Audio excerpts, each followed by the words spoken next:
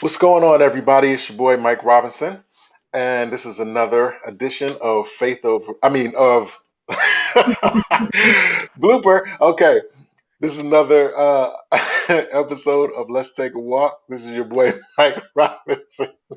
God, I hope everybody. So you're like, yes, faithful with Yeah. Oh man, I hope everybody had an awesome week, a productive week, as I did.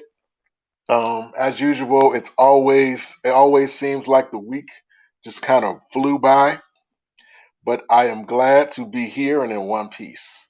And so we're here, and we have another awesome guest. Her name is Kendra Robinson. She is an entrepreneur. She is a life coach of sorts. She is a healthy boss. We're going to talk to her about being a healthy boss. What is a healthy boss? Um, she's going to talk about health from all facets, from all directions. We're talking mental, we're talking spiritual, we're talking physical, intellectual, which I didn't even know was a thing. So I'm looking forward to chopping it up with her. For those of you who may not be familiar with Miss Kendra's movement, I'm going to give her the floor and kind of give her a chance to kind of reintroduce herself and give a little background on everything that she has going on. So, your show. All right. Good evening, everybody. So I am Kendra Robinson, and I am the founder and CEO of a nonprofit called the Community Outreach Coalition. I founded at the age of 18, and it's still going on today. And then over the years, I have grown to love to help other nonprofits, other businesses. They saw how I had the drive and passion, so everyone would reach out to me. So I became a business consultant, and now I'm specializing in nonprofit development. So I personally help nonprofits get to where they need to be to succeed. I'm actually obtaining a doctorate in nonprofit management at Liberty University, but I'm also teaching nonprofit management at North Central University. So I love being in the nonprofit world. And I also have a group, a community on Facebook called Women Glowing in Business, where I support other women who are new to business, have struggles in business, and we support each other to get to where we need to be. And as he said, I wrote a book called The Healthy Boss, and it Nonprofit talks about management how at Liberty University. business leaders can take control of their health. I found that as a business owner, I was doing everything to make my business succeed, but I wasn't taking time to control my health and be the best leader that I could be. So, in my self help book, I talk about the 6 forms of health, what it takes for you to be a healthy boss, because people think it's just about what you eat and how much you exercise, but it's a lot more to being a healthy boss. So, I love to encourage people to become healthy bosses as well. All right. So, was there a defining moment that brought you to the point where you were like, okay, this is what I'm going to do, or was it a series of events that brought it up, or did you just wake up one morning and was like, hey, I'm going to be a healthy boss today? What's the story behind that? Yes, it was a defining moment. So, being that I started my business so young, I mean, I when I first started my nonprofit, I was doing everything. I started a subsidized preschool for low income families. So I was the teacher, van driver, cook, HR person. I was doing so much stuff. I didn't know if I was coming or going. So now I coach nonprofit leaders how not to do that. But Wow. time at the time I was doing so much, I really wasn't taking care of my health. I wasn't watching what I eat. I would eat out all the time because I was on the go. I wouldn't take time for myself spiritually, or doing devotions or whatever they may be, self-help. I wasn't taking time to learn my craft. I wasn't doing taking focus for my mental health or any of those things. So when I sat down and the doctor said, hey, you're 27, but you have high blood pressure, and you're going to have to take these 3 pills to regulate your blood pressure until you can get control of your health. I was like, wait. I'm too young for this. I got to figure something out. And then as I embrace the journey, I'm like, wow, it's other business peoples out here that's doing the same thing. Like, they're just trying to figure out how they can either help their community or make their business grow, but they're putting their self last. Wow. Wow. I mean, I think that, that's for a lot of us. We think that that's the key, the sacrificing the sleep, sacrificing the diet, sacrificing being at home with our families, sacrificing the things that should be priorities in our life. Right. Um, it's tough because the you're taught that the more effort you get out, what you put in. So it's Mhm. like, if I if I don't put in enough effort, I'm not gonna get the full potential of whatever I'm doing. So, you know, is it tough? Is it still a challenge for you to kind of like, Balance it all. yeah, to like get to like say, okay, I'm gonna take a moment to rest. I'm gonna take a moment to eat this salad, or take these vitamins or whatever. I'm not gonna, is that an ongoing struggle, or It is that is. something that you've overcome? It is an ongoing struggle, because sometimes even in life we become yes people. When people ask for our Hmm. help or our support, we always say yes. So Hmm. I had to learn to take time for me so that I could be the best me for my staff, my employees, my family, whoever it is. I had to take time for me, and whatever that me time looks like. Was it a morning walk for devotionals, or meditating, or yoga, or taking a trip in a vacation? But even after modeling other people, other entrepreneurs, and looking what they're doing, it's not necessarily about how much time you put in, it's how much thought you put in it. Because if you put in, Hmm. well, at least now during the pandemic, we've learned that if you put enough systems in place, your business can run. And all the things that we've been doing for years, calling people, face-to-face meetings, and all this type of stuff that was time consuming, we can now put into automation where we don't necessarily have to do it ourselves. Or a lot of people like to do everything themselves Hmm. instead of hiring a team, or finding a smart way to do it. Instead of, trying to do everything themselves, they can outsource it and do other things. Wow. So what do you find, since you've started? You said you've been doing it since you were 18. Mhm. Um, what would you say is the biggest challenge for you, you know, consistently as you go along trying to do business? I'm sure when you were 18, your age played a role. People were like, she don't know nothing. She ain't lived no life. She still got, you know, s- wet behind the ears and whatnot. Right, So right. And like, I had that problem. Like, people were like, wow, like, first of all, I had a subsidized childcare. So people were looking like, so should I really leave my children with this 18-year-old talking right, about right. teaching? But what I learned at an early age is I was going to school and majoring in biology. I didn't have intentions on being a preschool teacher for the rest of my life.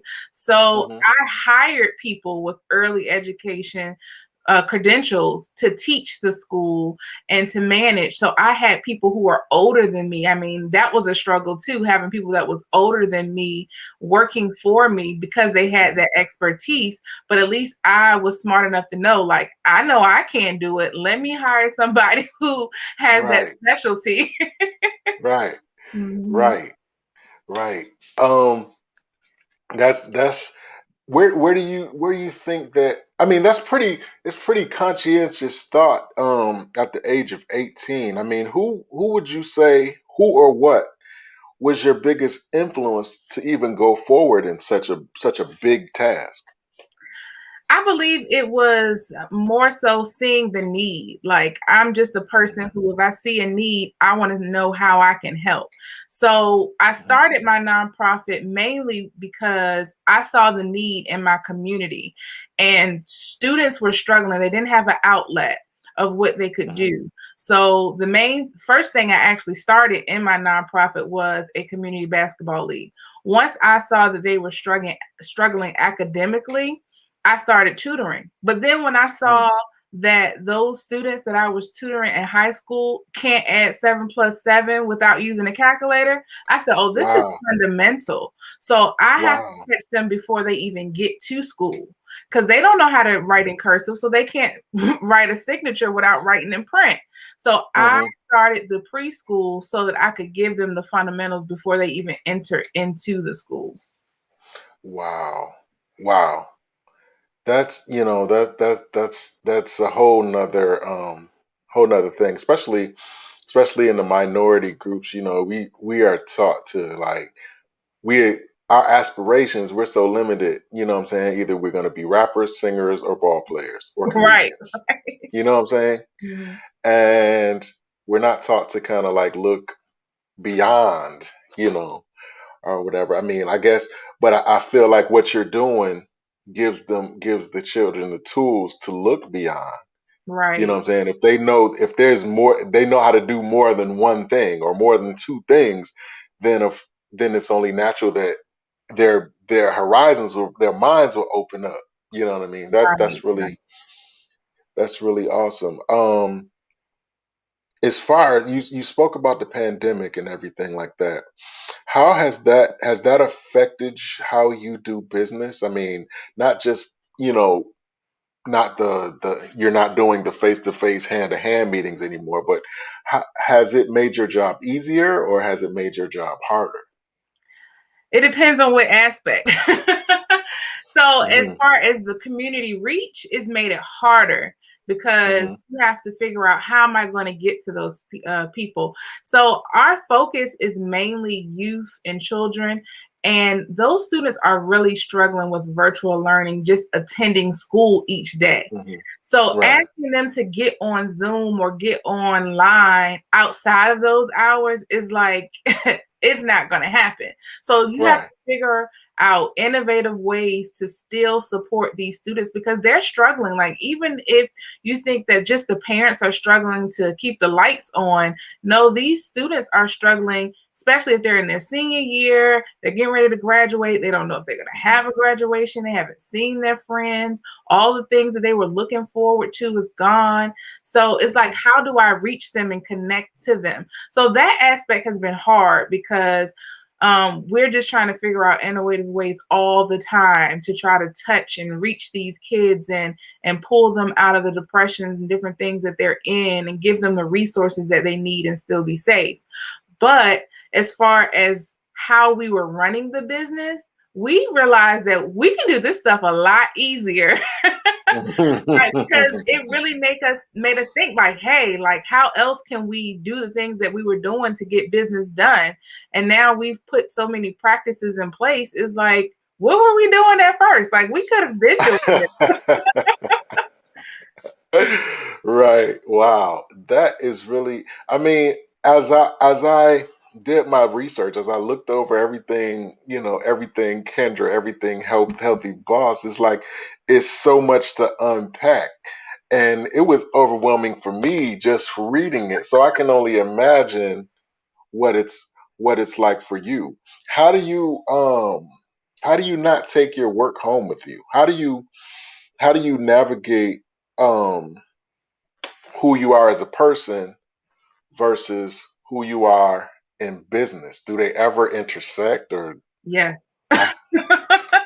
So So, it's something that you had to learn really because at first mhm. I really would.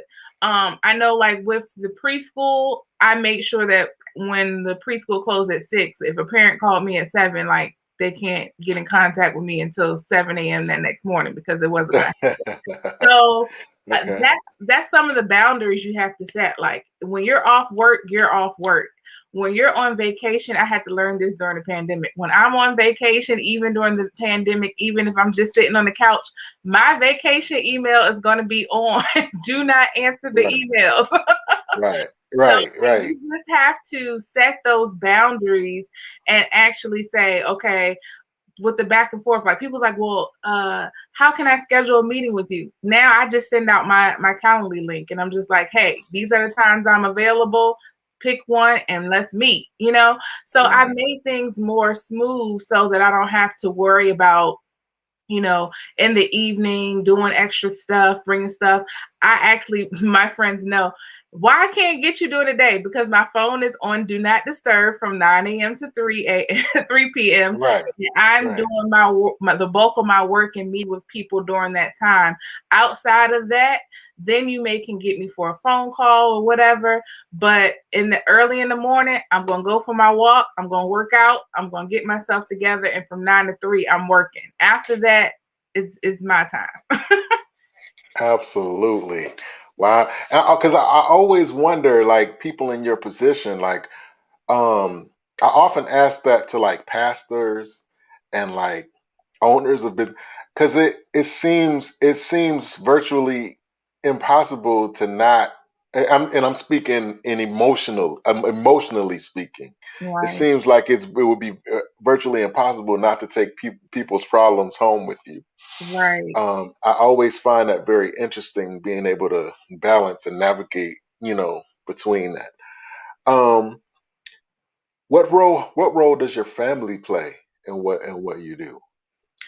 They are very supportive. Like I tell people all the time, I did a workshop this week, and Hmm. I tell people how to not self fund their nonprofit because I said Hmm. when I first started, that's what I was doing, and I was like, well, wait a minute, let me rephrase that. I was 18, so my mom was self funding, and she was giving all the money to fund it, but they're supportive. Like my mom, when I told her what I wanted to do, she didn't say, okay, this 18-year-old child wants to start this basketball league with 12 different churches all over Hampton Roads. How in the world am I going to do this? She just was like, what Right, do you need me to do? and right, and I have a lot of friends, a lot of family, church members, my board members have been supportive throughout the years. So I mean, they're there. Like I know they get tired of me because sometimes they know, like, is she calling me because she needs something, or is she calling me to check on me? right, right, right, right.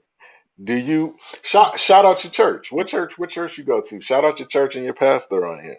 So I grew up in Noble Street Baptist Church, and that's where I started my preschool, and they have helped me throughout the years. So Noble Street Baptist Church is where I grew up.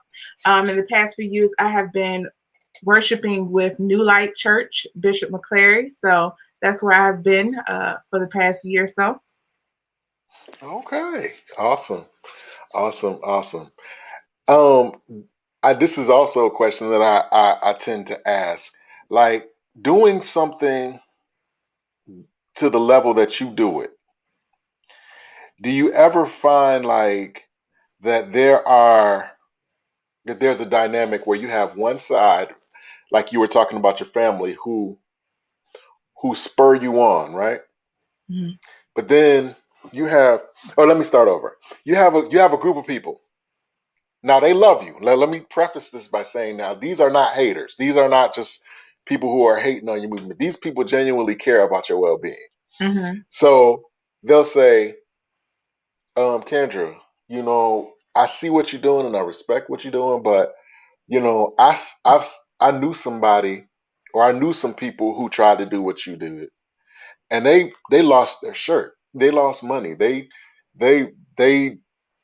failed, whatever, right? Mhm. Maybe you should rethink this thing, or maybe you should scale back or whatever. But then on the flip side of that, you have people who are saying, Kendra, you are not doing enough. This is small time right here. You're supposed to be on blah blah blah's level. You need to do this, this, this, and this. You're not doing enough. So on one side, you're saying you got people who are saying you're doing too much, and Mhm. then on the other side, they're saying you're not doing enough. Mhm. Have you come across that dynamic in your process? I have. I really haven't had that many people who said that maybe you should like rethink this is not a good idea or whatever. But I've had people who like, I can't believe that you're so young doing all this stuff. You should be on Oprah, you should be here, you should be there. But either way, I really kind of don't listen, and that's that's hard to say, but it's true because I stand by my thoughts of whatever God has for me is for me. So he gave me a vision. He told me what to do, and he always provide, because people will come to me all the time and they will like, how do you even know how to do this? Like at 17, 18, how did you even know how to start a nonprofit, who to talk to, how to start this league in preschool? And I tell them, God gave me the vision, and then he just put the people in place that needed to help me get to where I need to go to execute it. So I'm a strong believer in whatever God gives you. If he truly gave it to you for you to do, he's going to give you the resources to get it done. And that's been what's happened for me over the years, and it's been true. And I can't tell people how I did it. I just say, God help me do it. Wow. Wow. So what changes have you seen? What changes have you seen in your community since you started? Have you seen progress? Um, I noticed that people, like I said, people in your position, Mhm. they tend to be so engrossed in what they're doing that they don't even necessarily see the progress that they're making because they're too busy making progress. If that, if that makes sense. Right, right, Have right. you seen you know, the fruits of your labor, I guess, so to speak? Yes, and it's crazy that you say that because like everything you're saying, I literally just preached to these people in this workshop this week. I told these people, I said, do not start a nonprofit just because you have a kind heart to give everything out in the community for free because Hmm. you want to feed people. Like really do something because there's a need and you can actually track the outcomes. So yes, I have seen evidence of what I've been doing. Like I have statistics that show that my programs have increased SOL scores in students. It has helped students Wow. matriculate to the next level. It has helped students pass standardized testing to get in college. People have obtained degrees, and people have been in advanced programs and gifted and talented programs entering into school because they were far more advanced after going through our preschool program, because we were literally teaching them how to write in cursive before they got to kindergarten Right. because they weren't going to learn it in school. So Right. yes, I have the statistics to back the fruits of my labor, and it's great when you sit down and you can think about like, wow, I really had an impact on this family, on this business owner or this student throughout the years. Yeah, and I guess this is kind of like the same question I was going to ask you. Are you the type of person that stops and smells the roses, or are you just like, okay, I got this done, on to the next, on to the next, on to the next? Which type of person are you?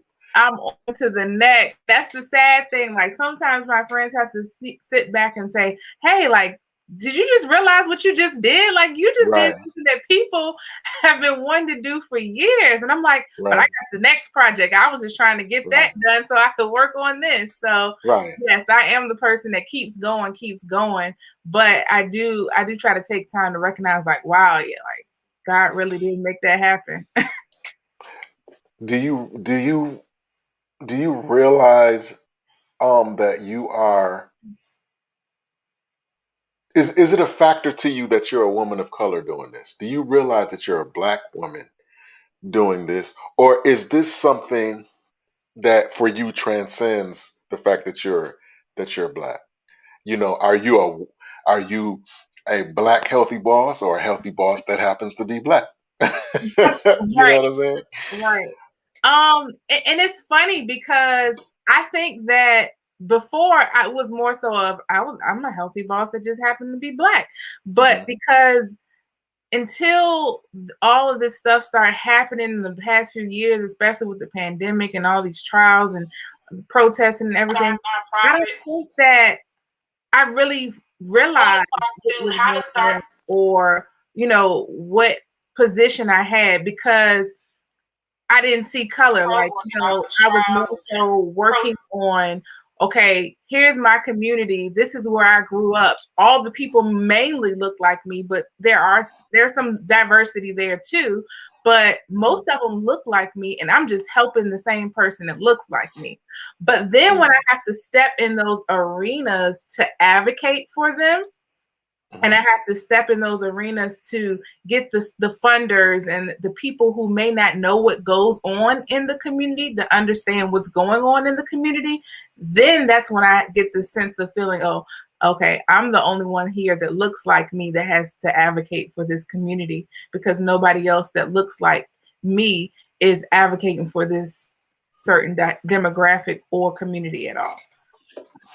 Wow, that is really awesome. Like I said, you have to realize the significance of the fact that you are a woman of color doing this, is particularly in this day and age with racial tensions and the police harassment, and just it seems like the last few days that's all we've really seen. And so um I know you've seen it. So like, how does that affect you? Does that has that affected how you do business, or how you I don't even want to use the term do business, because I what you're doing to me is not necessarily business. This is actually like I don't know, this is a help thing. So it's Like funny to even say business. But a service, yes, this is a service act. Thank you, I couldn't find a word. um has that affected how you move around, or how you conduct yourself, conduct your service, Mhm. with the people.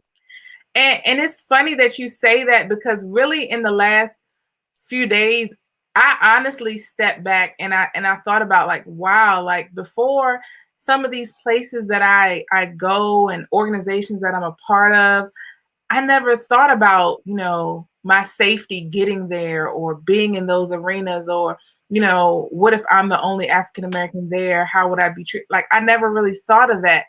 But Mhm. because of all the things that has transpired really in the last few days, I really reflected on, like, okay, that could be me on my way to one of these meetings, or that Mhm. could be me Mhm. traveling somewhere, or having a group of youth with me, taking them somewhere. And, I could be a part of those things too. So it has, had an impact on me personally. And when I have those thoughts like that, I kind of think, well, if I'm thinking this way, how does the people who are younger than me and trying to get where I am, how are they affected? And what can I do to kind of console and support them? So that's kind of where my mindset has been. Like, even thinking about, okay, what can I do to be safe? Because apparently I have to be safe now too. And then Right. how can I support them to be safe as well? So yeah, that it has had an impact over the last few days.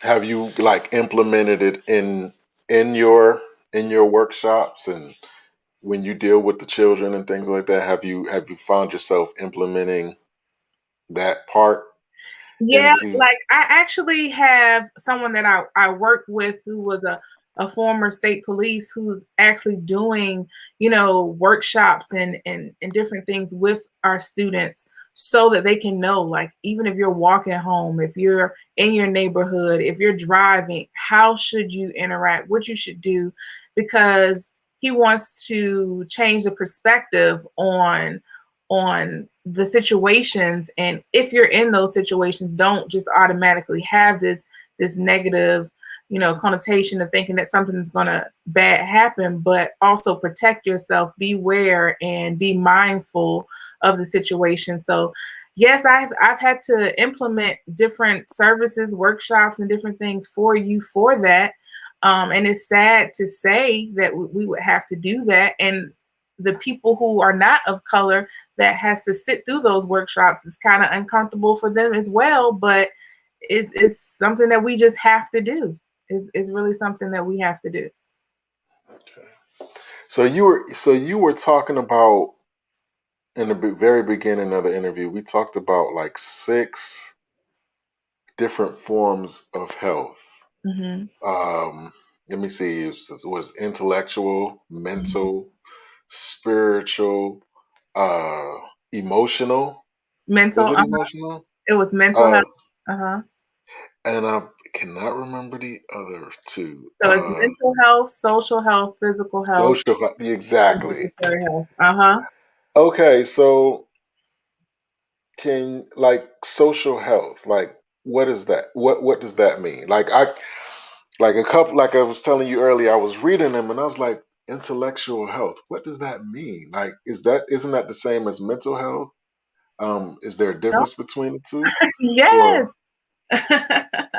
So okay. especially with this pandemic, like mental health has been addressed in so many different ways. Hmm. People doing therapy and coming closer to God or whatever, meditating or whatever it is. Mental health, so many people did not know that they were struggling with depression and anxiety and all those different things. And that is something that mental health composed of. Like if you're struggling with those things, address those things because they can lead into other things. If you're having anxiety, if you're having depression, if you're having all those things, it can affect how you lead people. It can affect how you're working and how you run your business. So you have to address those. Intellectual health is more so about you learning and growing. You know, Hmm. in business, things change, trends change all the time. So if you're not Hmm. constantly doing some type of professional development and learning something new to help your staff grow, to help your business grow, then you won't be able, you'll stay stuck. You'll still be doing the ancient things. And when this Hmm. pandemic hit, those people who were afraid of online and virtual, they had to learn really, really quick. Right. Absolutely. So you have to do that. Social health is some people will stay so stuck on their business that they don't even take time to spend time with their family and friends. They don't even network for their business, and your business needs all of those things. Like you have to spend time with your family, you Hmm. still need a social life, and then you also need to network with other people who are like-minded, who are business owners, connect with the community for partnerships or whatever it is. So that's what social health kind of consists of, um, with making sure that you are interacting with the people around you and not staying secluded and just working, working, working. You brought up an interesting point about being able to stay current. Um, how do you stay current? I mean, I think that before you answer that, I feel like in the service oriented business that you're in, without even trying, you actually stay current just by being so close to the product. And in this case, the product is the children and the Right. businesses and the people. That's why So I you're laugh. so Yeah, you're so close to it. You kind of stay. So I guess I'm kind of answering my own question, but I'm gonna let you. I'm gonna get off your grass and let you answer it in your own way.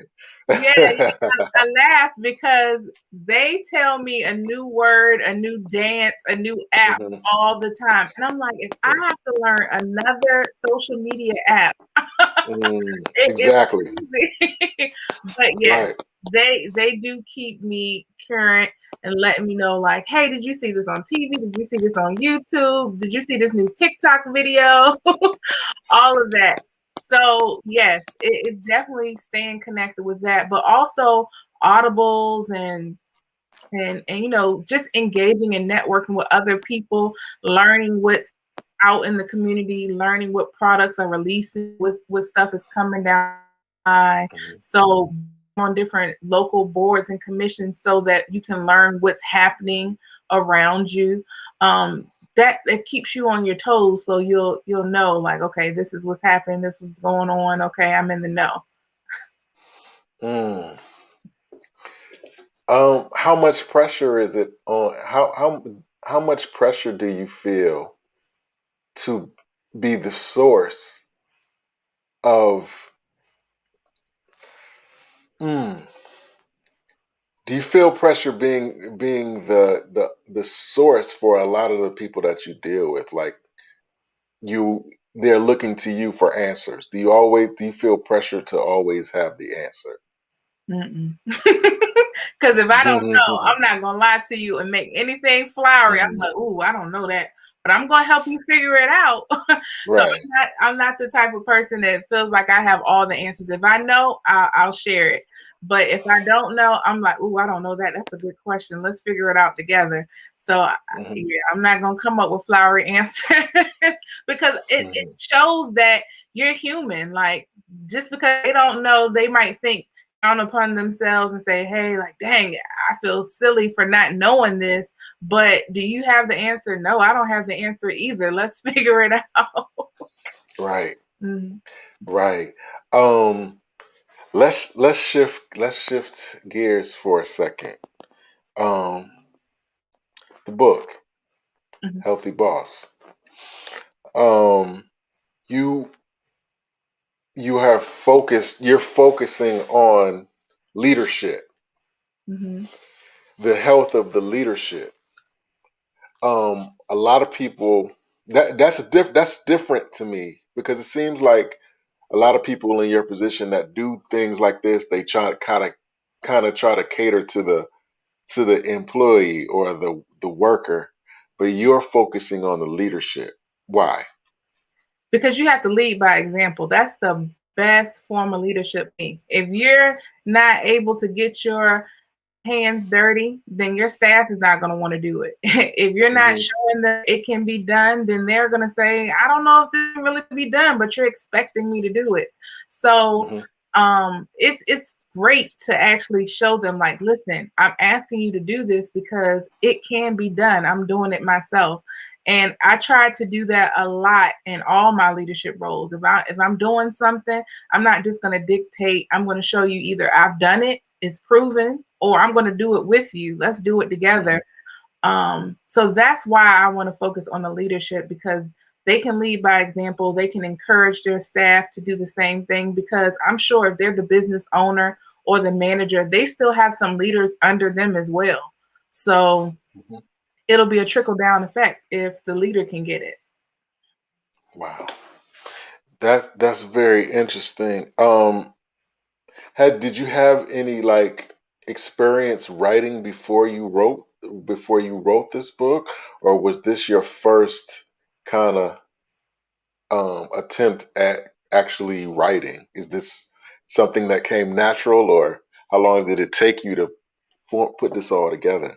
So this is my first book, and I did get help. I got help from a close friend of mine that I actually met through my Rotary Club, and she was just encouraging me to just write your experience down, and then worry about the rest later because it was my story. So I guess for every aspect of what you're going to write is going to be different. But because it was my story, I wanted to make sure that I was writing my story, but then I was putting in aspects in there to allow people to take control of their own health. So that's why I have areas in there where they can write about themselves and input themselves into the roles and the different aspects that I have in the book so they can figure out, well, how can I do this based off of the examples that she gave and her story and what she's doing. So yeah, it was my first time and it has encouraged me to do more. So Hmm. I help my nieces and nephews write a children's book, and I have other books that are coming this year. So it has helped. It took about, I'm gonna say 6 months, 6 to 8 months Mm. to get everything together as far Hmm. as formatting and editing and just kind of learning um, how to do it all by myself. So it's time consuming, but now that we had so much time with the pandemic, like we feel we those Right. people got books out there, and I mean you can do it. I encourage people who want to write a Absolutely. book, they can do it. Absolutely. Like as I say on a lot of these interviews, this podcast, this platform is birthed out of that very thing. You know, this is something that I've always wanted to do, but I just never put the steps in place to do it because I don't know. I just didn't see myself as the type of person that people would, I don't know, tune in to see. Mhm. But as time went on and as I started doing it in August and the end of August, and so since then, I've interviewed so many interesting and amazing people doing amazing things like yourself, and different ones starting businesses from the ground up, and like really not just making money, but like really impacting their communities and their, and their families and the culture. You know what I mean? Mhm. And that to me is so dope. It's so amazing to me. And I'm always interested to know, the background behind it. And so, when I see things like the healthy boss and these different things, it just I have to know. I gotta know. What's going on? What's this all about? Intellectual health? What really? Social health? What really? What is this? You know what I mean? I'm in awe. You know what I'm saying? I'm always amazed. I'm never it never ceases to amaze me. How people like yourself are able to operate at such a high level. Um, let's talk about some of the things that you have coming up. I was on your page. I was on your website Mhm. and being nosy, just nosing around and different stuff like that, seeing if I could find some dirt. No, I'm just joking. Nah, just doing a little research or whatever. And I see that you have, a couple of things lined up. Like I see you got a retreat coming up in July. Okay, can you talk about that? What's that all about? So with the Healthy Boss Retreat, I try to um, gather people who are interested in resetting for their business and saying, "Hey, Mhm. I've been doing a lot of stuff. I just need some time to step back and figure out what I want to do, how I can focus on me, but also grow my business at the same time." So it's kind of both. Like you're focused on what things have I been lacking with focusing on myself with, and how can I incorporate those things when I come out of the retreat, and then also where do I want to go in my business and what's been holding me back? How can I overcome those things when I come out of the retreat?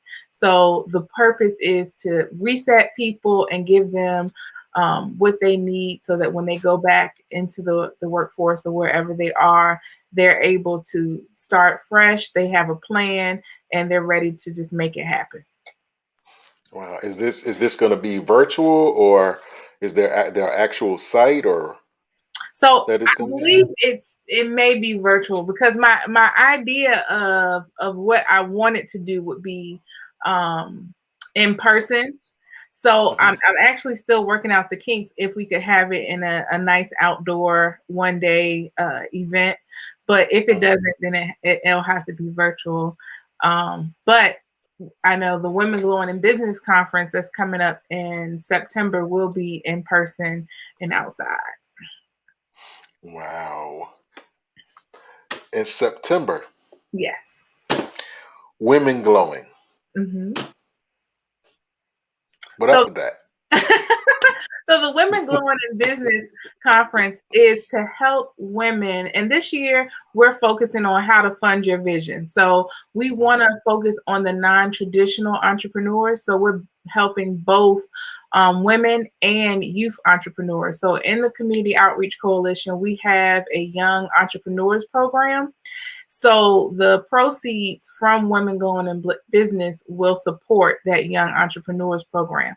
So we're going to have a pitch competition for both adults and children. We're going to have a youth Shark Tank. We're also going to be giving out grant funds, and they're going to have so much information on how they can get contracts, they can get grants, and they can get different loan incentives and different things like that to support their business. So women are going to leave there empowered, knowing how they can scale their business up. Wow. Okay. So is this is this whole movement, is this really geared towards women, just women, or Is it for everybody? I mean, I know the women glowing in business, of course, is self-explanatory, but I'm saying like everything, everything. Everybody. I want everybody to get a piece of the pie. So most of the time when people think about business owners, they think about, male leaders, men starting a business. So that's why, women growing in business was created. But as far as a healthy boss, it doesn't matter who you are. If you're a boss, you're going to be a healthy boss. So it's men, it's women, and we are trying to make sure that everybody is becoming a healthy boss and everybody is doing what they need to do to impact the community. Let me change. I'm going to ask you a fundamental question. Okay. I'm going to ask you because we throw that word around a lot. Mhm. I'm a boss. I'm a boss. I do boss things. What is a what is your definition of a boss? What is a boss to you? That is a really good question. I never really sat down and was like, but in my opinion, I would say it's really somebody who is leading, whether it's an organization or it's their business. It doesn't even have to be their business. They could just be a manager, you know what I'm saying? But they're having an impact and they're showing how to lead that organization in some type of way. They're guiding those people around them to make sure that they're leading to the mission of the organization, whatever that mission is. It could be a church mission, it could be an organization mission, a business mission, whatever it is. They're a leader, making sure that those people around them are getting and executing the mission of the organization. Awesome. So, are you a boss? Yes, and it's tiring.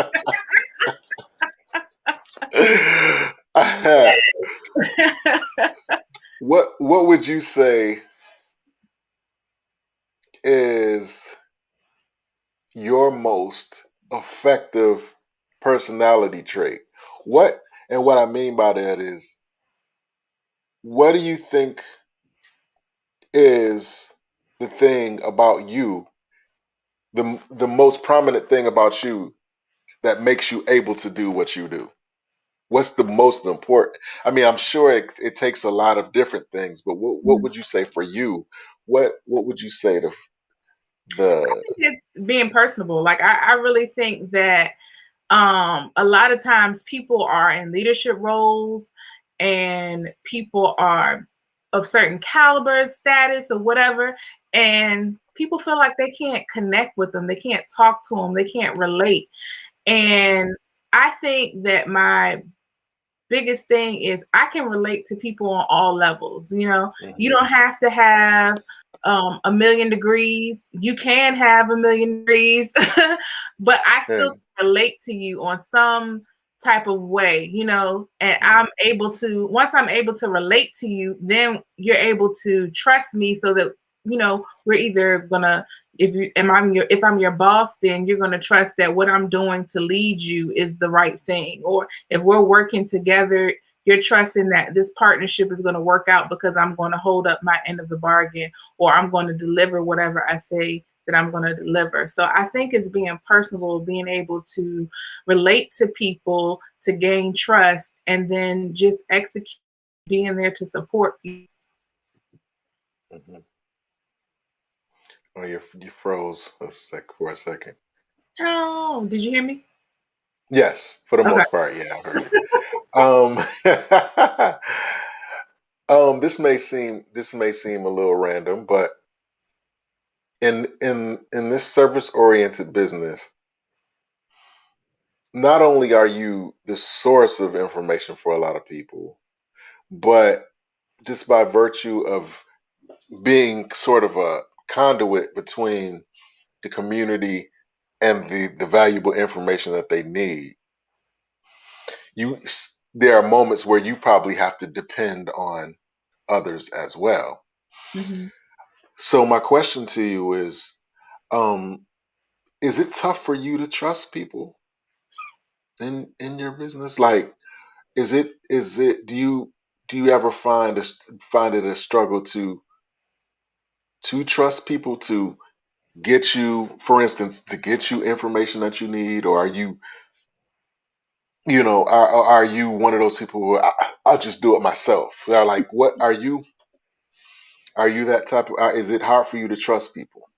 It is hard for you to trust people in certain ways, but what I've learned, like, so as far as information wise, if it's something that, say for instance, I need some information for next week, well, I'm Mhm. going to still delegate and ask that person to give me the information. If I need it on Thursday, you have to give it to me by Monday so that I can review and see if something feels fishy. If not, you can fix it before Right, Thursday. So right, right. it's not that I don't trust. I think you still have to verify to make sure Mm, mm, that is true. Just don't depend on, hey, this person gave me this information, so it must be valid. Like, let's analyze this and make sure, and then we'll go from there. If it's valuable, that's good. If it's not, we just gonna correct it. right. Um, what would you say is the best advice you've received that you've ever received since you started your process? What was the best and the worst advice you've ever received? um, the best advice I would say is starting small. A lot of people see this vision, they have a business idea, or they want to help people or whatever it is, and they see the big picture and they just want to go straight for the big picture. So sometimes you have to step back and say, can I really do the big picture, or should I take baby steps to get to the big picture? Hmm. Um, and a lot of times I have to tell myself, start small and then you can get there. Because sometimes, if you just try to leap, you're gonna either fail, but you can learn stuff across the way on the way there if you start small and take baby steps. So I think that was the best advice, is to, even though you see the big picture, don't try to start big. Make sure you start Hmm. small, learn throughout the way, and then you'll get to the big picture. The worst advice. That's a good question. Let's see. Ah, I think a lot of times, the advice that I'm gonna say that I did not take often was uh, obtaining loans and debt and different things. Like, so I think that's more so with that picture thing. Like, see, people may see like, hey, I want to have this humongous community center for all the people in my neighborhood. Let me go take out this big loan Right, that I can have that community center. And you never serviced kids before, so you have this big community center, but nobody's coming. right, So right, right. so I think that, making sure that I'm not biting more off than I could chew was good advice. But sometimes people told me too, like, yeah, maybe you should just go ahead and just get that $1 million loan. And I'm like, well, who's Mm. going to pay for it? Wow, wow, wow. Um, what would you be doing if you weren't doing this? Oh my God, I don't even know. I don't even know. It's like so hard for me to sit down. It's like I don't even know what I would Mm, do if I couldn't be busy. I really don't know, honestly. Because when I first went to college, again, I said my degree was in biology. I wanted to go to dental school, mhm. but when that transition happened, it was more so like me obeying God to do what He told me to do. So, and ever since I did that, I was thriving. The more I tried to go to dental school, the more that DAT test said, no, you're not going to get the score that you need to get to University of Maryland. Wow, And I wow. was 1 point away. But still, I mean, it just didn't happen. But the more I started doing what God told me to do, everything started falling into place.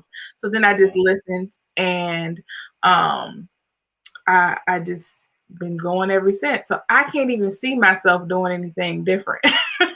Wow. Wow. That's awesome. That's awesome. Um, that's not something that happens all the time. So we tend to bump our heads a few thousand times before we actually get on the quote unquote white path. So for you to be able to find the vision and the plan at such an early age is a blessing in and of itself, because a lot of times we just don't know. We just don't Or we know. don't listen. Cause I think Yeah. I was still like I was just doing something like oh this is gonna be fun. I want to play basketball still, so let me just start Hmm. this league and play some more basketball. But I'm still going to Yeah. dental school. Like so, I was Yeah. still trying to do my own thing and find my own way, but it just wasn't working when I was trying to do what it is that I wanted to do instead of what he told me to do. Hmm. So. You know what? It's tough. It's kind of tough, especially nowadays, because we're taught to be like, oh, um, have you got to try to have a certain amount of streams of income. So you should be doing this. You should be doing that. You should be doing this. So it's really hard to even be proficient at one thing, or to concentrate on one thing, because you're trying to create a bunch of different things to create like Mm. multiple, that multiple Right, stream right. of income. Let me ask you something. Excuse me. Uh, can you care about money and still do your job? Do what you do? Can you care Mhm. about money still? Yes, because you got to get bills. You got to pay bills. But it's funny that you mentioned that because in a workshop I did, I told people like so many people are on this train of having multiple streams of income that people think that they need to go out there and have 7 jobs. And you Hmm. don't. You just have Right. to be strategic on how you have passive residual income and different things like that. So Hmm. once you create this book or whatever, that's going to make you money over and over again. Or once you create a software, every time somebody purchases it, you're going to get money, but you don't have to stand over it and you Hmm. know do it over again. Even if you're renting something, like if you buy something one time and you rent it out, you're not physically working yourself to death. You just made a Right. purchase one time and you're just managing Hmm. the rentals. So when it comes to creating multiple streams of income, like I said, I think it's just how you do it, being strategic in everything that you do. Don't drive yourself crazy. Just be strategic on how you're doing. If you're going to invest in stock, you don't have to physically be at the stock market, on Wall Street. So, like, Hmm. it just depends on how you're going to work your money. It doesn't mean that you have to drive yourself crazy either. Wow. Mm. So, what would you say, or what have you found to be the most common misconception people have about you? Mm, I don't know. So I do think that people who may not know me they see like the long list of all the things that I've done and do, and when I'm in business mode, I'm in business mode. So they're like, maybe she's not approachable, maybe she's not fun and loving and all this type Hmm. of stuff. But then when they actually get to know me, they're like, wow, like okay, I can Hmm. actually learn something from her. Right. But yeah, Right. I don't know. I really don't know. I should ask somebody. What was the perception that you had of me before you met me? Right. What would you say? What would you say that people would be surprised to know about you? Hmm. I don't know. Like, let me give you a little background. Okay. I've interviewed quite a few people on here, and like I've asked them this question, and they might say that they have a personality trait, like maybe more competitive than the average person, or Like I use this example all the time. Like I interviewed this young lady named Dana Fields. She's a Christian music artist out of Pennsylvania. Really sweet lady. Shout out to Dana Fields and Jana Parsons, her manager. Um, if you saw this woman, she is so striking. Like she's very, very pretty, very, very attractive, very, very. You would never think that she would do anything like with her hands or whatever. But when I asked her that, she was like, "Yeah, I'm in Home Depot all the time. I'm building shelves. I'm building da da da da da da da da." And I'm just looking at her on the screen. I would never think that that's the furthest. That would be the furthest thing from my mind. So like when I ask you that question, it's like, what will people? Do you have an interesting talent? Do you have a quirky personality trait? Do you have? I mean, Okay, what okay, I what got will it. people be So surprised to know about you? I think that people would be like, she goes from one end of the spectrum to the other. Like I literally made these paper flowers behind me Oh with wow. Okay. chart paper. So I did that, but I'll make shirts, sew, and all that good stuff. Mhm. Cook. But then I'm also outside cutting the grass, cutting hedges, Mm, gardening. okay. So Okay. I mean, I build stuff in the house. What needs to be done needs to be done. I'll put the furniture together. Look, I got a new couch. I put the stuff together. Wow. Okay. Like Okay.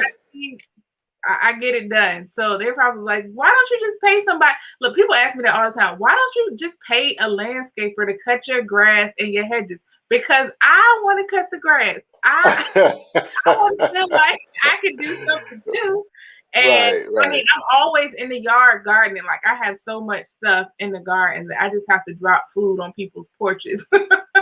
Wow. I just plant everything. So from Wow. in the house crafts to outdoor. That's what I do. Okay. I just have a couple more questions for you, and that's it. In terms of everything that you do and everybody that you influence, from the young children all the way up to the most senior person that you may work with,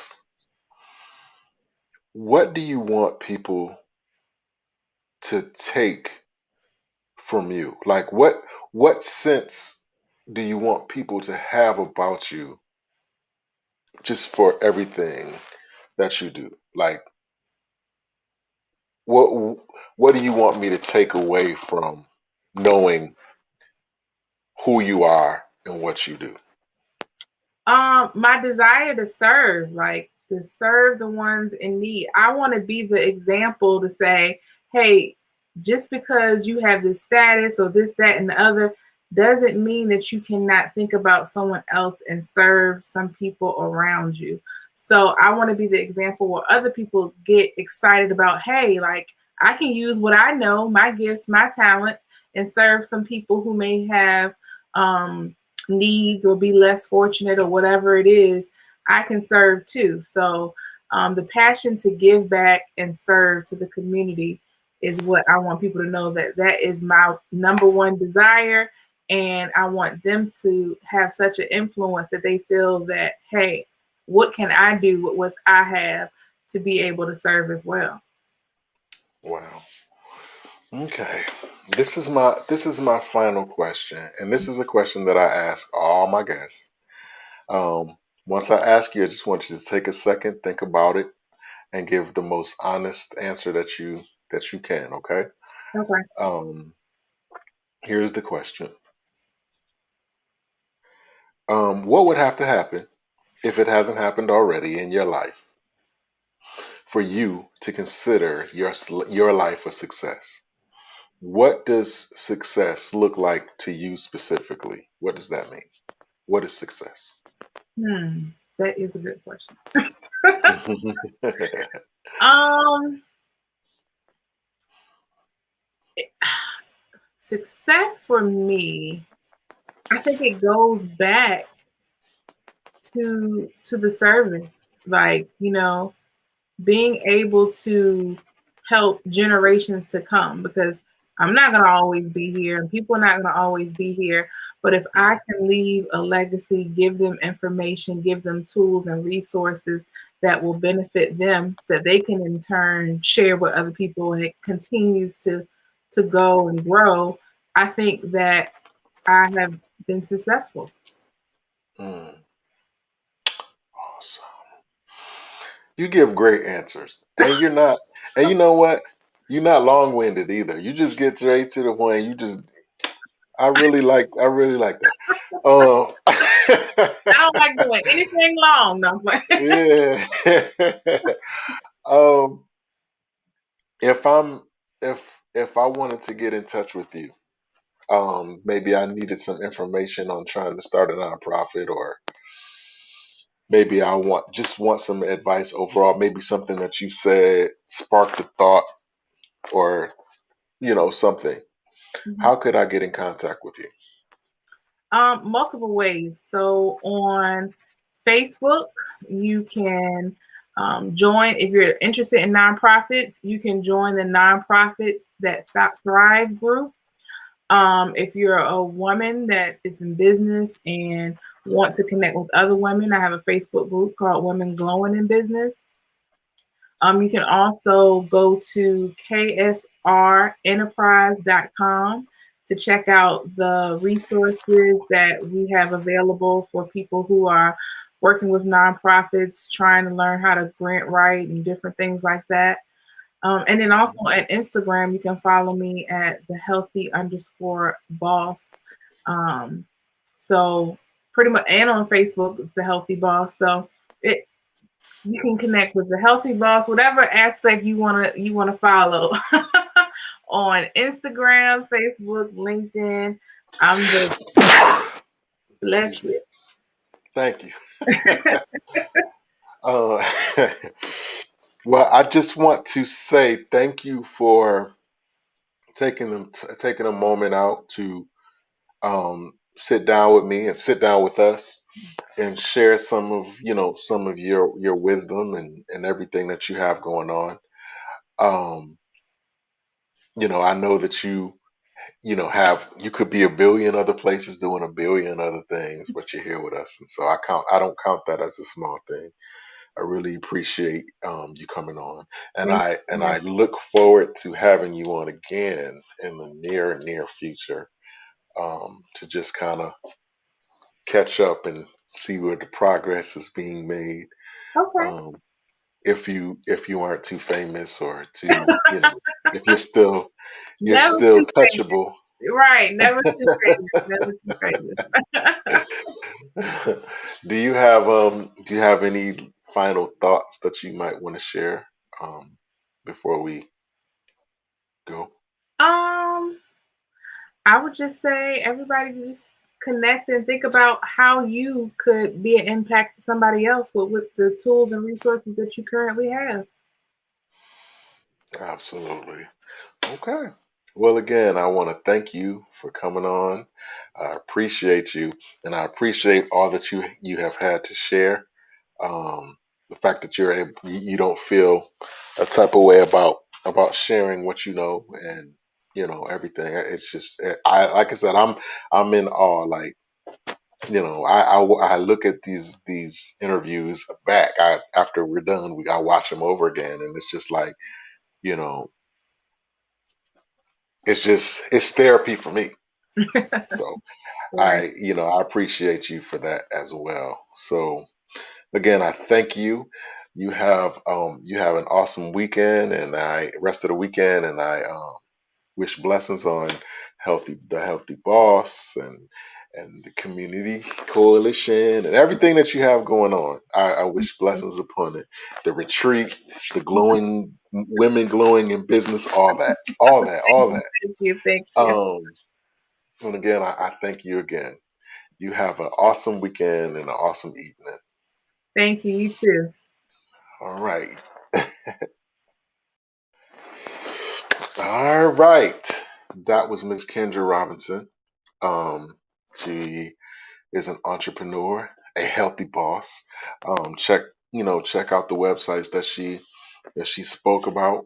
Um, If you have any questions, you can go to her site, The Healthy Boss. Her name is Kendra Robinson. You can check her on Instagram as well. Um, if you're coming in on the tail end of this interview, you can go on YouTube and watch it. It's Let's Take a Walk featuring Kendra Robinson. Please, if you do, please like, share, and subscribe. We're trying to get the subscribers up. Um, People have been hitting me up about the hats and the tees. If you're interested in trying to get onto that wave, hit me up on my Facebook page. You can DM me, facebook.com Mike Robinson 11 or facebook.com Let's Take a Walk 2020 in all caps. Um, and just let me know, and I'll hook you up. I'll let you. We'll chop it up. But yeah, people have been hitting me up about the hats and the shirts and everything that we have going on. But again, man, just like I told her, this is like therapy for me too. I learned so much. What I'm saying, I glean the information and I try to apply it to what I'm doing because I'm a business owner too. I'm a creative spirit, and I try to do things that will be impactful and that people will gravitate to, and not just for fashion's sake, but making a statement and hopefully playing a part in connection. What I'm saying? Somebody might see you in the store and say, "Hey, what does that mean?" What I'm saying? And you it starts a conversation, and then before you know it, you've made a new friend or a new connection, or you found a new resource, to do whatever it is that you're doing. And so that's an awesome and important thing. So that's that. Um, I'm thinking about doing a let's take a walk after the show uh interview. Um Thinking about it, I feel like doing it tonight. Kev, you busy, man? What you doing? What we doing? You busy? You want to come on? We chop it up on the show. Hit me up in the comments and let me know. Um I just I just really enjoy engaging people and you know sparking thought with people. Um, things that people may not think about, people may not have considered. I think it's dope.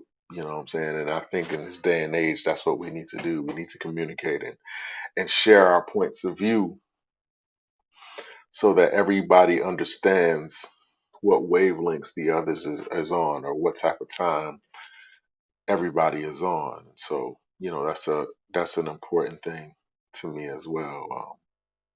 I want to shout out, the people who have taken the time out to watch the videos. My man Kevin, my bro Kevin, my bro Cad, my bro Chris Payne, my bro Brocky McKnight, my bro Herb Ball Trip, and my sister Rakia, and my daughter Brianna. I mean, everybody that supports this platform. I really, really, really appreciate it, and I can't thank you guys enough. I just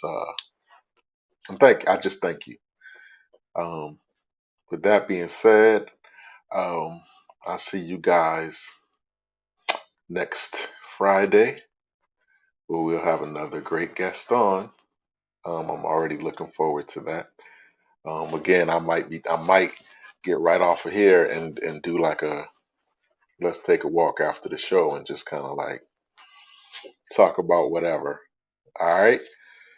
That being said, I'm gonna sign off. All right. Let's take a walk.